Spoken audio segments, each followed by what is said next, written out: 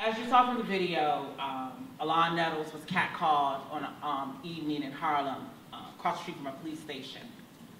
And during this time, she was with her friends, so she wasn't alone. And when it was found out that she was trans, she was pummeled to her death outside the police station. And no one helped her, and her killer still walks among us today. So today, I want to bring into the room Alon Nettles, because not one more will we sit back and allow the lives of our trans youth to be taken away. Worldwide, trans women of color are disproportionately impacted by discrimination, harassment. And this discrimination and harassment oftentimes leads to violence and even death. Just a few days ago, Janelle Crosby and Tyra Woods, two trans women from New York City, were in Atlanta, and they were hanging out with their friends, shopping. They went to the train station, 5 Points, MARTA train station. There were some men there following them and catcalling them, asking them, are they real? Are they women? And so they pursued these women onto the train station, and when they got onto the train station, they continued to be catcalled and harassed, until one of the men finally lunged at one of the trans women, kicking her, and a fight ensued on the train. One of the women was dragged out of her clothes. The video has gone viral, if you haven't seen it, of an undressed woman, trans woman, fighting for her life on the train station as people watched as they fought for their lives.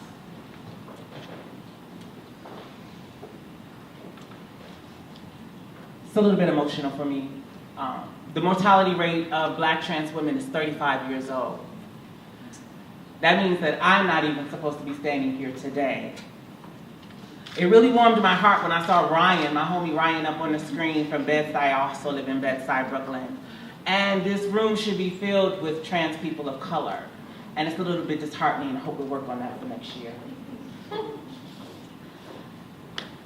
In 2014, the Transgender Violence Tracking Portal started this project. It's a national project. It's a global project. And in the first 4 months of this particular project, there were 102 reported deaths of trans people. Of those 102, 10% were young people, children under the age of 18. Of those 102 murders, 36 persons were shot multiple times. 14 were stabbed multiple times. 11 were beaten to death. 3 were burned to death. 3 were dismembered and mutilated, and 2 were found tortured. 2 were strangled, 1 was hanged, and 1 had her throat cut. Another was stoned to death. Trans women are now taking control of our lives. We are controlling our narratives, and we are creating the change that we seek right now in this time. The Trans Women of Color Collective was created to empower trans women of color to take agency over their lives and to control our narratives, to tell our stories. Trans women of color are not disposable.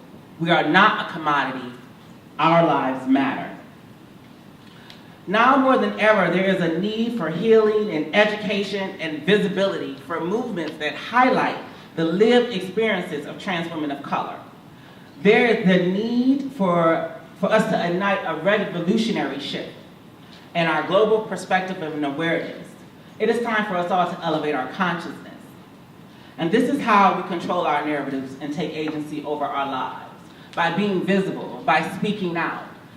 Silence is it is a response. When you sit back and allow trans women to be misgendered and to be attacked, you are participating in that. And that is an act of violence. When you don't acknowledge how slurs like trank and she-male really impact how trans women are seen in the media and in our communities, you are participating in terrorism. And you need to be aware of that, and it's important for all of us. Violence against trans women is violence against women. And all violence against women is an act of terrorism. Thank you so much.